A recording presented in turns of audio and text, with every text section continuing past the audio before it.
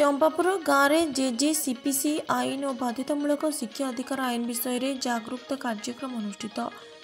गजपति जिला रायगढ़ ब्लॉकर सनातुंडी ग्राम पंचायत अधीनस्थ चंपापुर गाँव में आज juvenile justice care and protection of children's आईन और बाध्यतामूलक शिक्षा अधिकार आईन विषय में जागरूकता कार्यक्रम आयोजित हो जाइछि।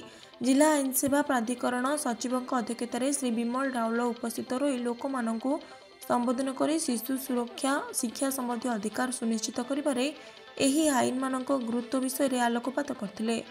एही अवसर में रायगढ़ थाना आईआईसी श्रीमती कमला चौधरी, सनातुंडी सरपंच श्रीमती संघमित्रा सबर, सहयोगी ब्लॉक शिक्षा अधिकारी Raigarh Yudhishthir Behera, Lingaraj Panigrahi, Laxman Rao, cluster resource centre coordinator Raigarh एही कार्यक्रम में उपस्थित थिले।